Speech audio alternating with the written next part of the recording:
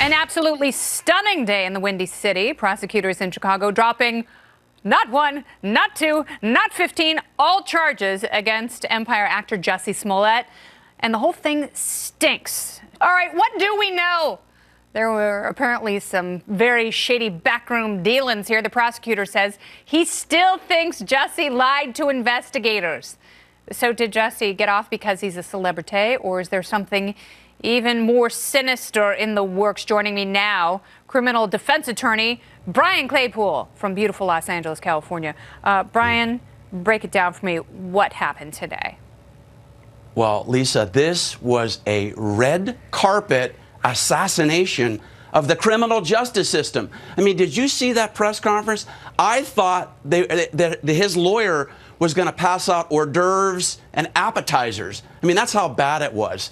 At the end of the day, there was a grand jury indictment. And what that means for your viewers is there's two ways to arrest somebody. Through an arrest warrant where law enforcement fills out a form, a judge signs it. Or there's a grand jury proceeding. There was a trial within a trial where there were mountains of evidence that were brought in front of community members, and he was indicted. This is an abomination to now usurp the criminal justice system and let him off the hook. And we need what you said, which is transparency. How do we not know why he was left off the hook? Maybe Fox needs to do a Freedom of Information Act, and we can get to the bottom of this and get the police reports, get the video. They had 55 pieces of video footage. That's evidence. Where's that? They had 12 detectives on this case. What did they have to say? Does that matter? This is a mockery of the criminal justice system, Lisa. Well, thank you very much, Brian. So let's discuss a little bit, because Judge Stephen G. Watkins, he was the one who sealed the entire case. So you ask for transparency. A lot of people are very confused as to what transpired in his courtroom.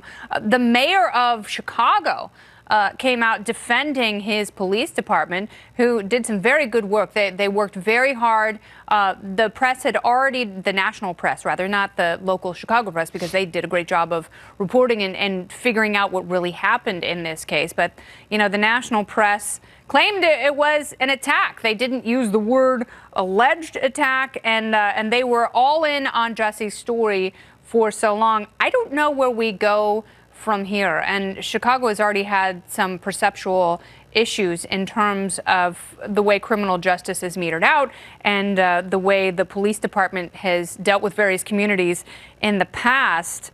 But it certainly seems like Jussie Smollett could sue if he were wrongly indicted in the first place. Yeah, there's no question about it. He now has a potential 10-figure civil rights lawsuit against the city because a spineless state attorney decided to totally abort the criminal justice system. And she had recused herself because she had been contacted by Michelle Obama's former chief of staff, correct?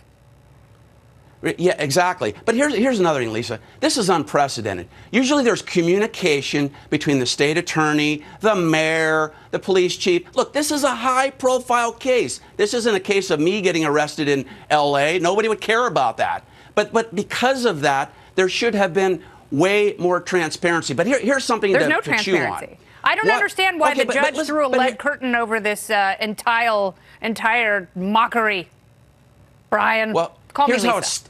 Here's how it stinks. Here's how it stinks. Because they've now twisted it, and they said, oh, the two brothers have now come out and said they assaulted Jussie. Yeah, they're big. Well, why aren't they arrested? The brothers are big Trump supporters. They love the president so much. They wanted to transform Chicago into MAGA country, which is, you know, tough to do. Very liberal place, but, you know, one hoax at a time, I guess. Yeah, well, check out their social media accounts, too. I'll bet you there's nothing on. Yeah, have you? Okay. Yeah, great. Yeah, but I'll tell you, these two should have been arrested. If this was really a true dismissal today, why weren't the two brothers then arrested? If they were either obstruction of justice, obstructing justice, they lied. They weren't. It's a total farce. Weird cold weather fetishes that I don't want to think about. Yeah, there you go. Thank you very much for your time. I appreciate your legal expertise. Very good.